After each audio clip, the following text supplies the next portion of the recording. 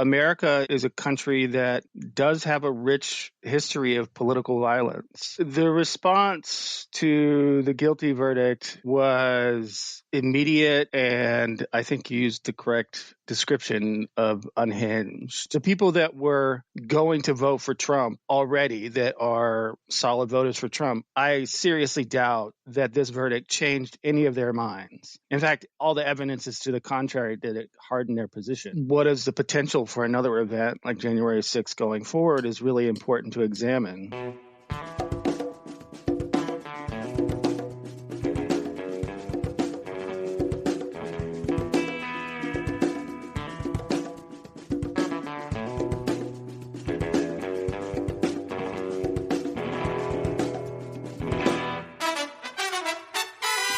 Welcome to episode 206 of the Refuse Fascism podcast, a podcast brought to you by volunteers with Refuse Fascism.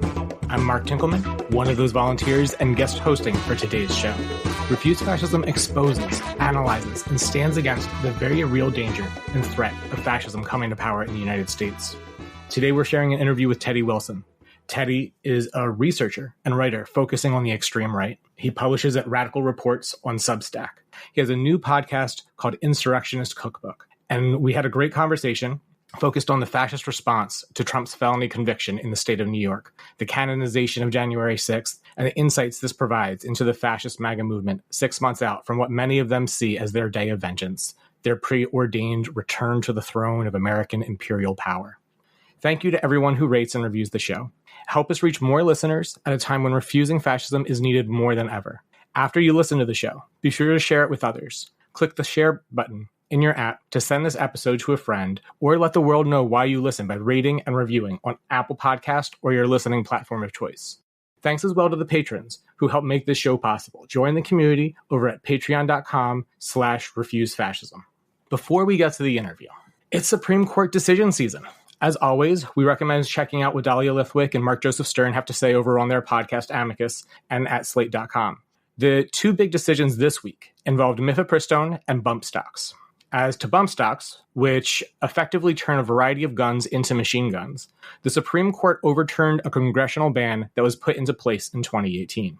Trump himself signed that ban into law, culminating an effort in response to the deadliest mass shooting in American history, a shooting whose body count was multiplied by the availability of bump stocks. The vessel through which SCOTUS overturned the ban was a case brought by a Texas gun shop owner who sued the ATF and won his case in the thoroughly unhinged Fifth Circuit Court of Appeals. The fascists in the Supreme Court got a double win out of this, both lifting gun restrictions and further restricting the power of government agencies to regulate the things that they exist to regulate. All we'll say here is that we have a situation where a well-armed fascist movement, millions strong, is all but promising violence over the November elections. And the history of American gun law is inseparable from the armed bolstering and enforcement of white supremacy. As for the unanimous decision regarding abortion medication, authored by Brett Kavanaugh, there's a lot to be said, starting with the fact that this doesn't change anything. That's not bad, but it isn't a win. SCOTUS rejected a totally unhinged lower court ruling, simply on the fact that the fascist group bringing the lawsuit were not harmed in any way and have zero possibility of being harmed by the availability of mifepristone. This is the foundation of civil law. If there is no harm, there is no standing to sue. It's honestly horrifying that the case got this far, showing just how thoroughly unmoored the Trump-packed judiciary is today. So for the time being, it remains available, mifepristone, to those who live in states without abortion bans. This ruling also changes nothing for those who live under state abortion bans. Those bans still apply. Throwing out such a case on standing could be a fatal blow to such efforts, but not the way that Kavanaugh designed his opinion.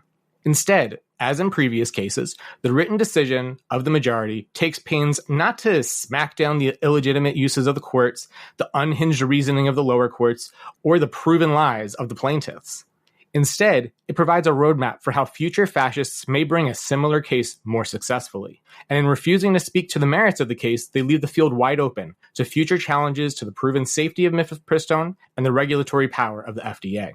The fascist federal judge Kaczmarek, who was the initial vector for how this case got into the courts, has already allowed 3 fascist states to reassert the claims of the plaintiffs, beginning another round of legal challenges to medication abortion. Don't forget, Dobbs itself was essentially a carbon copy of previous lawsuits, and it succeeded by landing at the right time with the right court.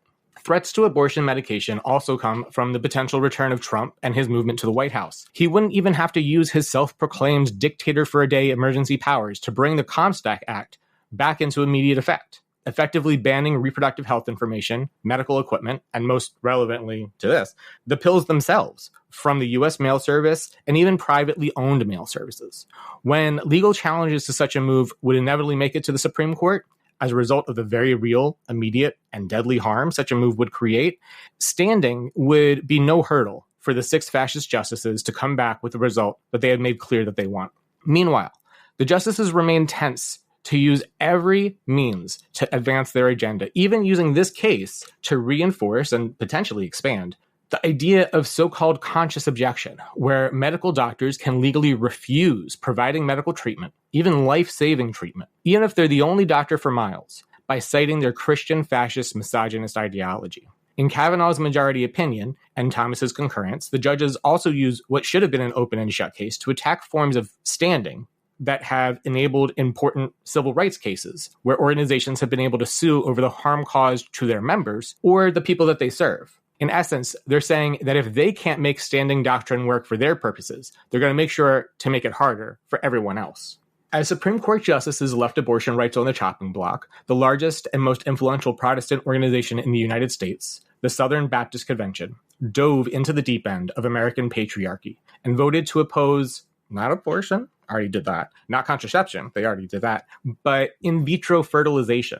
Nothing can make it clear that these Christian fascists don't love babies. They hate women, and their goal is total control. The same meeting came within a hair's breadth of banning churches with female pastors from their convention.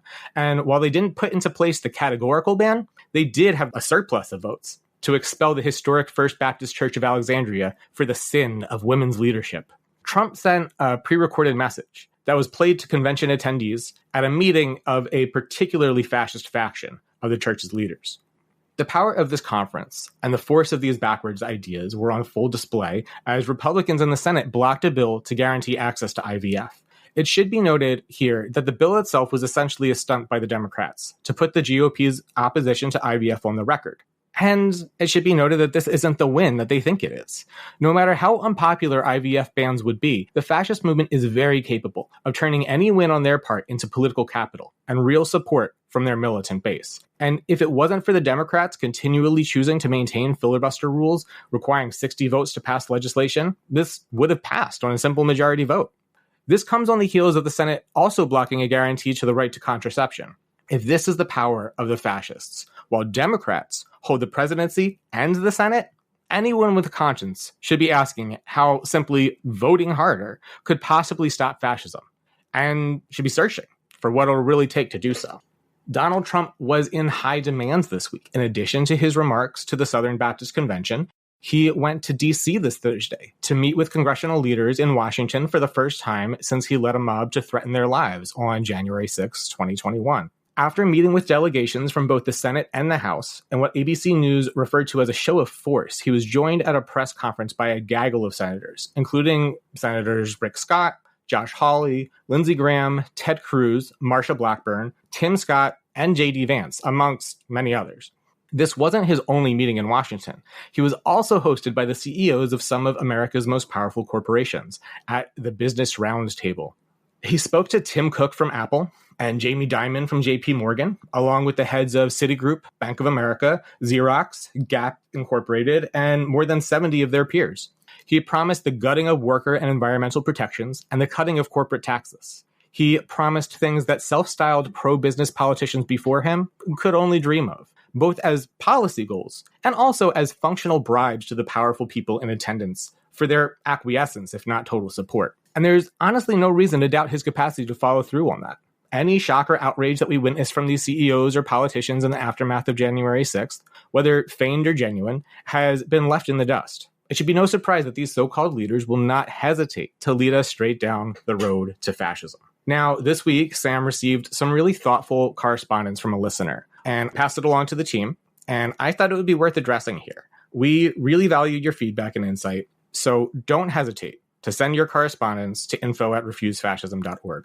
We received on Monday, Wick wrote, Sam, thank you for this podcast and your voice. I love that I can listen to you and feel like there are other people out there like me. I can't believe there are people out there who think that what they're doing is right. In some ways, I sometimes hope it all goes to hell so we can get everyone to see how dangerous and wrong the right is. But that's a cynical perspective. How do we fight that?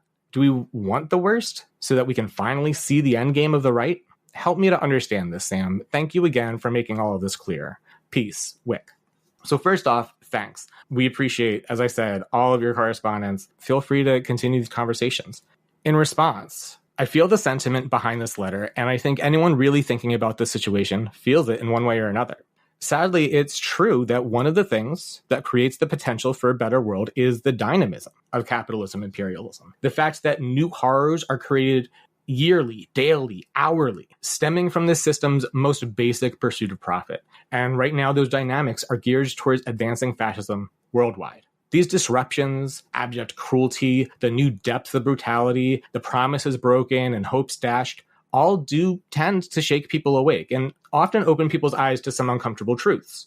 Look at how the genocide in Gaza is breaking the trance that so many Americans live in, making passivity feel impossible, compelling people to act and even to ask deeper questions about how we got here and how we get free. But, it's a big but, that's not enough.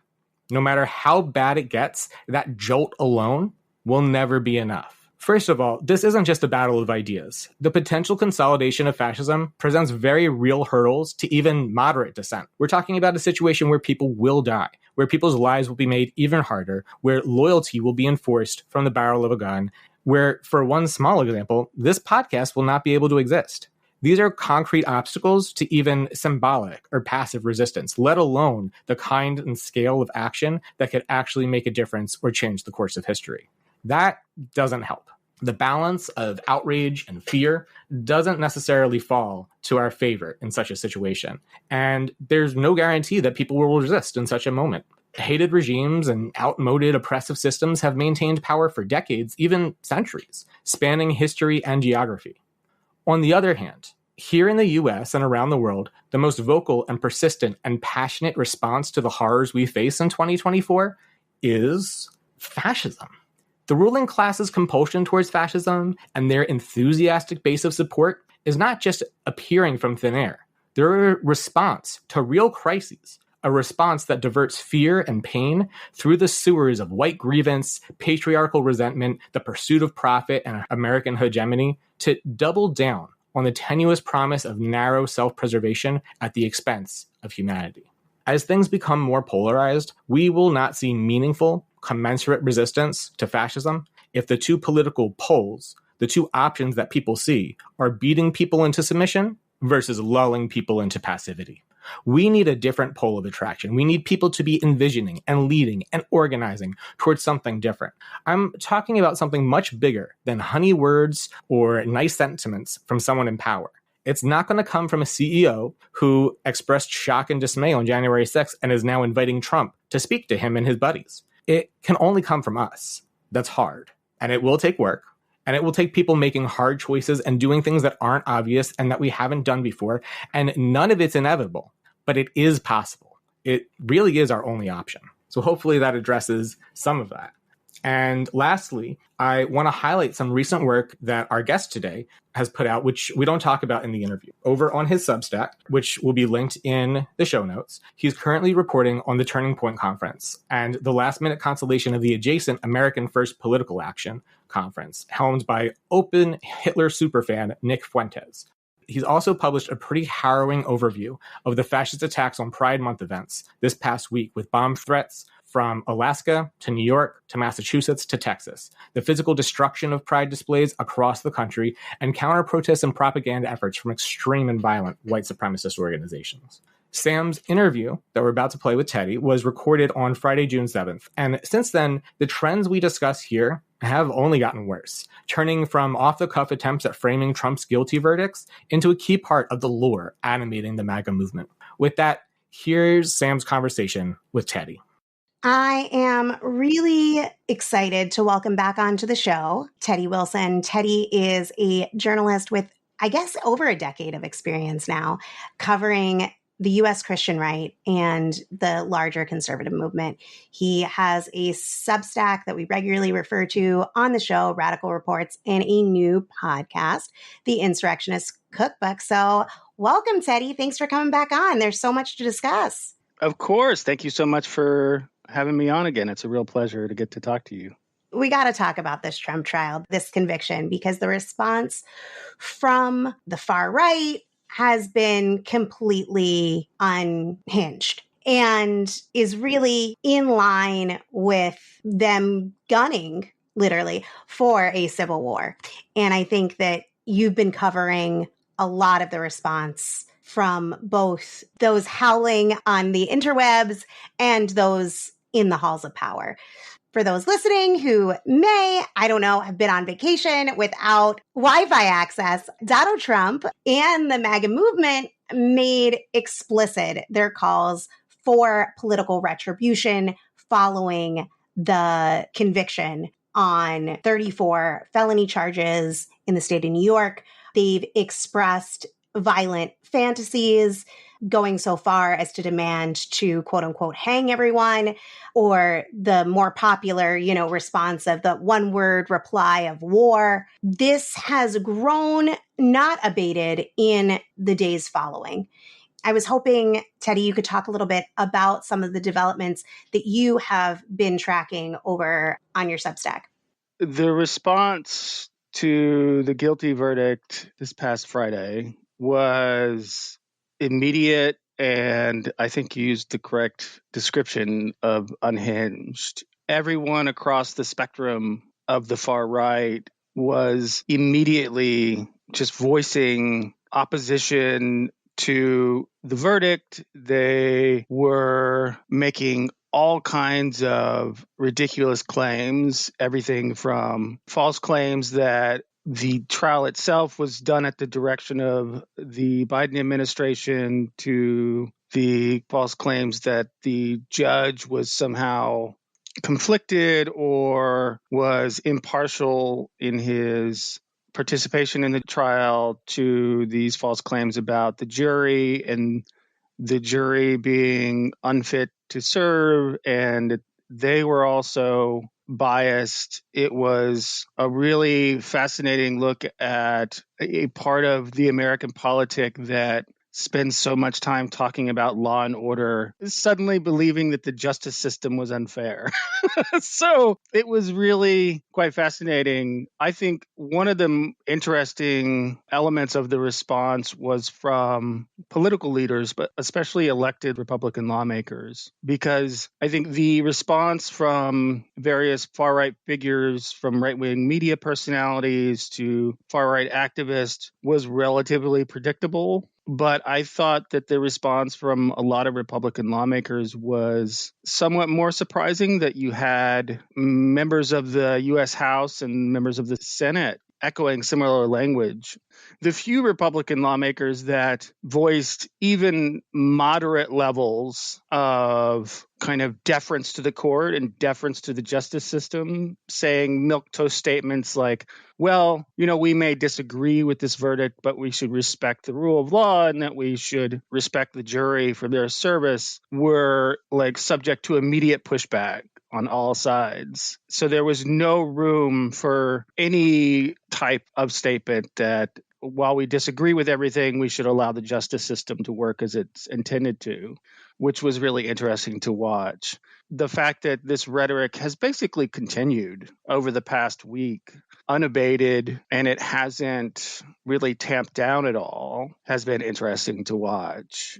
It's going to be fascinating to see what happens over the next month or two as former President Trump has his sentencing hearing on July 11th, which is a few days prior to the Republican National Convention. And so that's going to set up a whole interesting set of circumstances to watch how that plays out. So, yeah, it's been really quite fascinating to watch the various types of responses to the verdict. I agree with what you were talking about, like the further coherence around any law and order is fine as long as we're the law.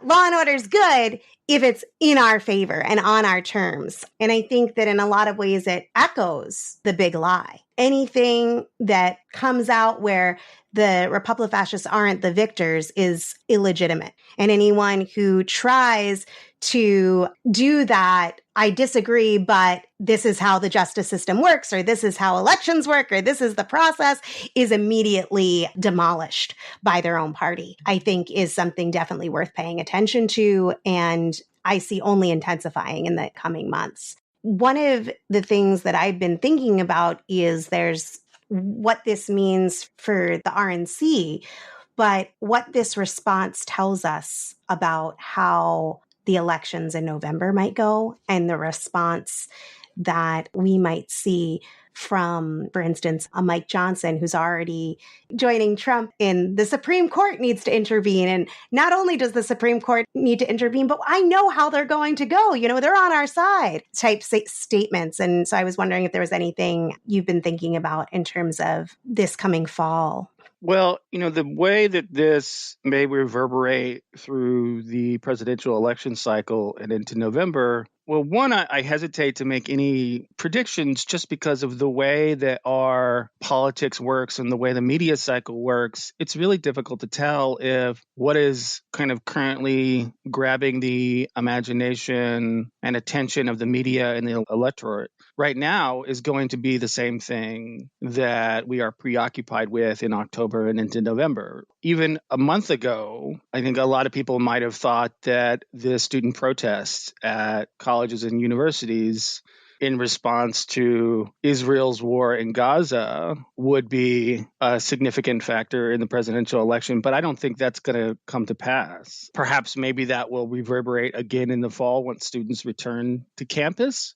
I think one thing that I would say that is fascinating to watch, at least around kind of the media narratives around the verdict, is the various types of polling that have come out. Now, I'm not someone that typically watches what the polls are saying at any given moment, right? I could give a shit about the horse race politics of everything and what the current tracking polls are, but I think there's a lot of people trying to parse out what this conviction will mean to who will or will not support President Trump or how that will change the voting behaviors. I think one thing is completely obvious and self-evident is that the verdict wasn't really going to change anyone's mind. The people that were going to vote for Trump already that are solid voters for Trump, I seriously doubt that this verdict changed any of their minds. In fact, all the evidence is to the contrary, that it hardened their position. So the real question is, does this verdict have an effect on kind of that small sliver of independent voters, quote unquote? And I'm not sure. I think there's some polling to indicate that maybe it will. And then I thought one of the more fascinating polling results over the past week is the change in the amount of Republicans that think it's acceptable for a felon to be elected president. It rose like something like 30%. It was in the low 20s and now it's above 50%. So I think that's just fascinating how the circumstances have changed and how they have adapted to those circumstances. As far as like what this means politically, those are kind of my thoughts. I think there's so much still to be determined when you talk about Trump and his legal circumstances. You know, he still has to be sentenced on July 11th. And then there's 3 other court cases that he's involved in. More than likely, most of those court cases won't come to trial before the November election, but there are still hearings in those cases and hearing evidence and arguments. So there's a whole lot of variables when it comes to Trump and his legal cases right now. So it's going to be interesting to see how that affects everything going forward. I think this ties to what you're trying to do with your new show, the Insurrectionist Cookbook, a podcast that's really focused on 2 questions. What were the circumstances that caused thousands of Americans to take part in a violent insurrection on January 6, 2021? And could it happen again? So far, you've had guests that would be familiar to listeners of the show, also some different voices that are seeking to answer those questions. And I just wanted to give you a chance to talk about the show. What have you been learning so far? What's compelling you to do this now? what's compelling me to do it right now is because we are 3 years removed from the January 6th insurrection. We are at a moment in which there has been a significant amount of research and reporting done on those events. There's been various reports and studies published on what happened within academic journals and nonprofit organizations that study extremism. There's been books written by various authors that have dug into various aspects of what happened on the insurrection. And at this point, there's been more than 1,400 people arrested and charged for participating in the insurrection. And I thought it was a good time to go back and talk to the people that have studied what happened, have reported on what happened, and kind of give an analysis with kind of more of a, not historical view, but now we're further removed from the event and the circumstances. So I think it gives folks a clearer understanding of what happened. There is much more context. And that context and that information is still steadily increasing every day as people are getting arrested and charged on nearly every day. Someone new is still arrested and charged. And that means more court documents to read. That means understanding more elements of why those individuals participated in the insurrection. So that was one of the reasons I wanted to start the podcast, to really take a deeper dive and examine and see what we could understand about what happened. And then also, I started the podcast right about 6 months until the November election, because I think not only should we understand what happened on January 6th and why it happened, but could it happen again? And one of the things that has become clear from the podcast and from talking to people that understand what happened well is that the seeds of the January 6th insurrection were laid long before January 6th, 2021. Like, this is an event that was a culmination of various things over the course of nearly a year. Trump and his spokespeople and people that work for the campaign started talking about the idea that the election would not be fair, or that it would be stolen, or that it would be rigged as far back as February of 2020. That rhetoric began almost a year before the insurrection, and it was a steady build over the course of that year. In addition to talking to these various experts about their views and reflections on what happened then, I think getting their insights and analysis on what the current environment looks like and what they think about what is the potential for another event like January 6th going forward is really important to examine. When I say could another Capitol riot happen, I don't necessarily mean at the Capitol identical to January 6th. I think what that question really means is, could some form of mass political violence happen again, whether or not it occurs at the U.S. Capitol or even state legislative capitals, or on a much local level at a city hall or even a school board meeting or something like that. I think that's important to examine. So that was really the impetus for the podcast and why I started it, to really dig into all these different elements leading into the presidential election. Has there been anything that you've uncovered through this process that surprised you, even as somebody who spends their time researching this movement? Or maybe not surprised you, but like struck you in a new way? Over the course of the interviews that I've done, one of the things that has become clear is that there are a lot of really stark historical similarities between the events surrounding January 6th and other episodes in our history. America is a country that does have a rich history of political violence. January 6th, I think, has captured everyone's imagination, really because we all watched it live happen on television. But there have been many other episodes of political violence that have occurred in our history, some of which have been largely forgotten or maybe rediscovered in recent years. I think a good example of that is the Tulsa race riots. That was something that was relatively obscure history for most of the last 80 or so years. And then over the course of the past 4 or 5 years, when there's been much more discussion about racial justice and the history of white supremacy and racial violence in this country, I think that was an event that has earned much more well-deserved discussion and analysis. But there's been several other episodes that I think are worthy of that kind of discussion too. One of the other episodes that is relatively similar to the Tulsa race riots was the Wilmington Massacre, which occurred in 1898 in North Carolina. And it was essentially a coup by white supremacists taking over the town from Black residents. And there's been other similar incidents to that.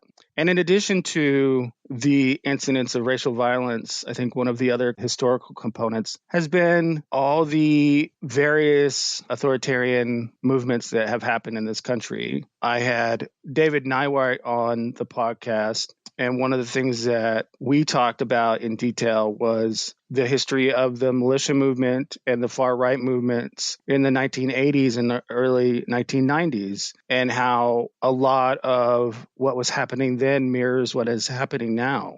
And then I had a conversation with Dr. Seth Kotler, and one of the things that we talked in depth about was the fascist movements in the United States in the 1920s and the 1930s, and how strong those movements were then, and how that corresponds to the present moment. So I think there's a lot of historical through lines that can be made when you talk about January 6th and where it fits within American history, and that it isn't necessarily the kind of outlier or singular event that a lot of people might think it is. It's part of a rich history of these type of events.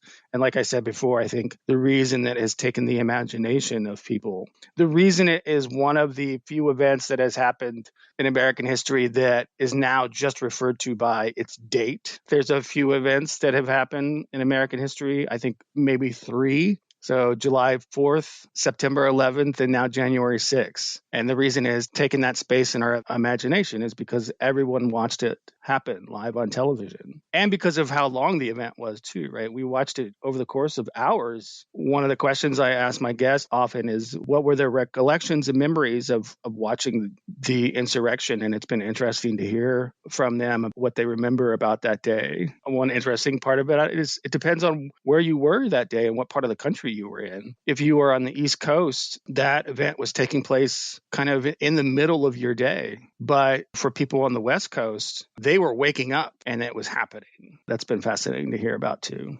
I really appreciate all that. And I think that it is so important for people to confront the fetid soil from which this MAGA movement comes from, which this fascist movement in this country comes from. And to see January 6th and the coup attempt as part of a rolling coup that we on this show had called out from the beginning, that this is where things were headed, but also to see this as not an outlier of American history. So I think that that's really important work. And I think that one of the things that strikes a lot of people about January 6th and the fact that the fascist movement, is not just a mob. It's not only those outside of power, but those who hold positions in some of the highest institutions in this country, like the Supreme Court, or the fact that you have a House Speaker, Mike Johnson. That is something that is different. They're both holding the levers of power, and this mob isn't even the word, because this movement is larger that many people would like to acknowledge. So I think that that's, one thing that I see as a difference. And the other thing being that what people look at as cohering this country in terms of this system of rule of American democracy is this peaceful transfer of power. You get a turn, I get a turn. You get a turn, I get a turn. You might get 2 turns. And that being discarded with quite openly by hook, by crook, by force. I think that those together make this a moment that it definitely requires both us looking at the past of this country and other places around the world where fascism has taken root, and also looking at what factors exist today that not only could it happen Again, of course, not the same way as you were saying, Teddy. It's not going to look exactly the same, but how it could actually look qualitatively worse, to be honest. In a certain regard, we have the fact that Trump is still free to hold his Klan rallies unabated. I just wanted to kind of touch a little bit on what you said about the idea of the mob. And one of the things that I have tended to dive into the podcast and the discussions is the specifics about the people that participated. There are some misconceptions about who participated on January 6th insurrection on both the left and the right. You know, the right likes to portray everything that happened at the Capitol on January 6th as a relatively peaceful gathering. They've used terminology like people were just like taking tours of the Capitol. Maybe there was some violence, but it was mostly peaceful.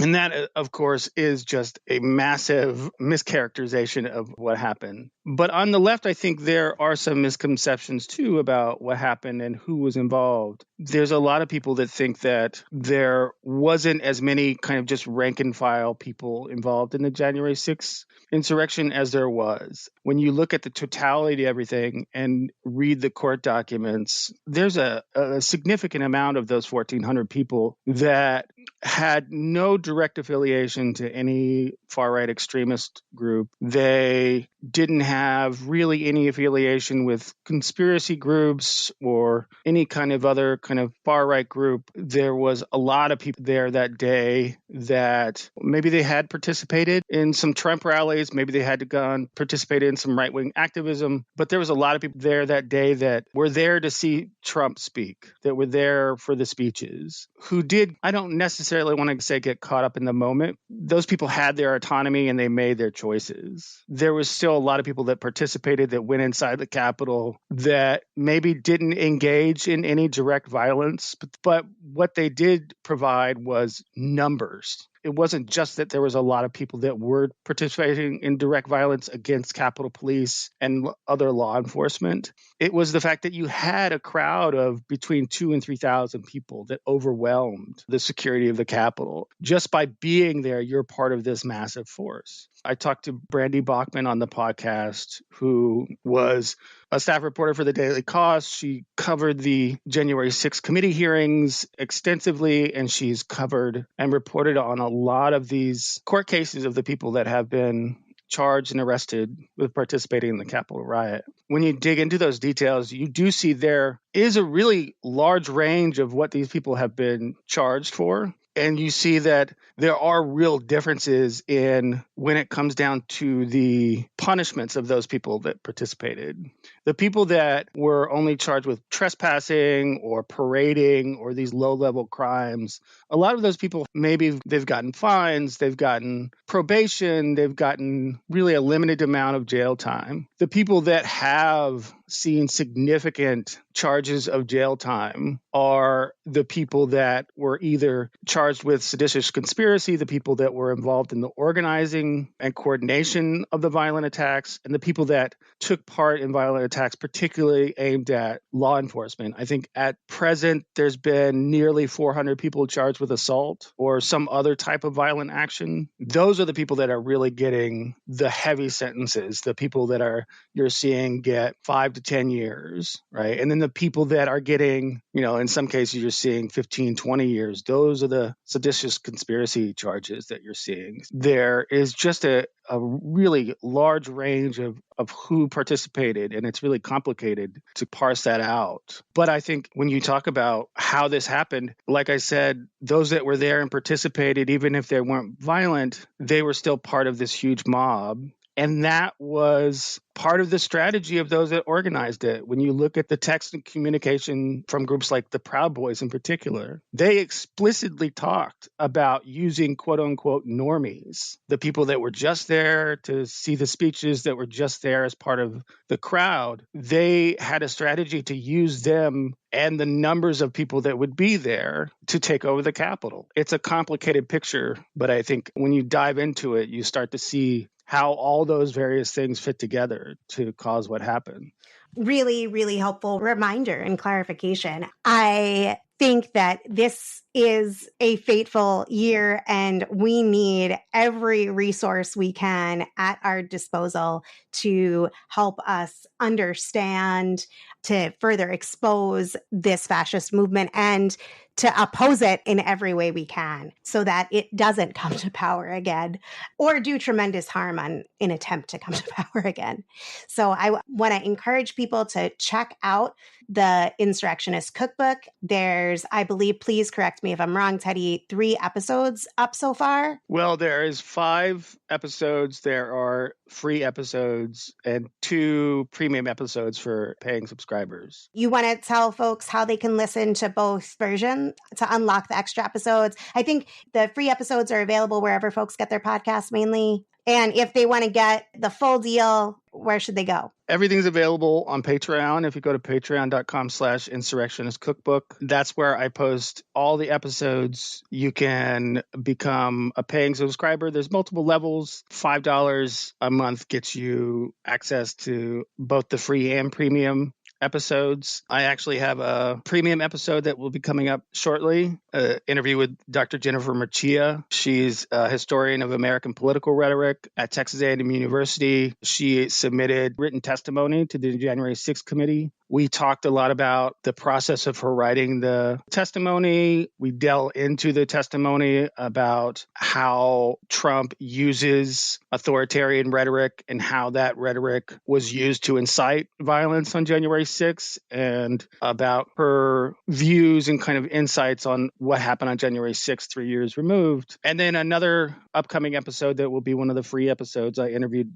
Mike Rothschild. So he's a journalist. He's the author of a couple books, most recently Jewish Space Lasers, The Rothschilds and 200 Years of Conspiracy Theories. I talked to him at length about the role of QAnon and conspiracy theories within the participants of January 6th and how QAnon and various QAnon-adjacent conspiracies worked in inspiring people to participate in January 6th, and how those conspiracy theories and QAnon has evolved in the years since, and how it still remains with us, and how it's an active political force. So those are what's coming up on the podcast really soon. The free episodes you can access pretty much anywhere where you get your podcast, on Apple Podcast or Spotify or SoundCloud, everywhere else. Well, thanks so much, Teddy. We'll be listening and we'll be continuing to share stuff, and we look forward to finding more ways to collaborate in the coming months. Great. It was a real pleasure to be on the podcast again. Take care.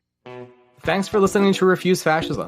Update, we're going to be posting really soon some t-shirts, so stay tuned for that. Thoughts on colors, types, etc., or even some designs, send them our way. Can't promise that we'll use them, but we're always open to that kind of thing. Patreons, there is a post up asking for your input. Got thoughts or questions off this episode? We want to hear them. Ideas for topics or guests? Yes, please send them to us. Have a skill you think could help? We want to know all about it. Reach us on the socials at Refuse Fascism, at just about all the places, and on the YouTubes. Reply with a comment. Find us at refuse_fascism. And be sure to hit that subscribe button if YouTube is your thing.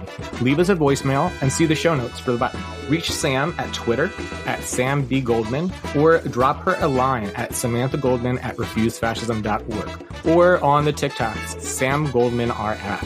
Want to help this show reach more people when it's needed most? Awesome. As people rightly agonize over the fascist threat, help publicize the show via podcast ads and social media by becoming a patron for as little as $2 a month at patreon.com/refusefascism.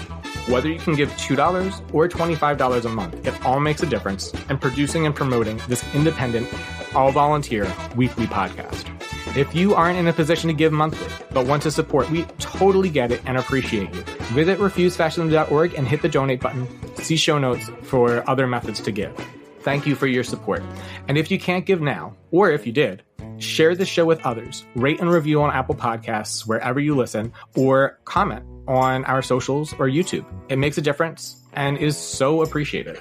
Thanks to Sam Goldman, Richie Marini, and Lena Thorne helping produce this episode. Thanks to incredible volunteers, we have transcripts available for each show, so be sure to visit refusefascism.org and sign up to get them in your inbox. Until next time, in the name of humanity, we refuse to accept a fascist America.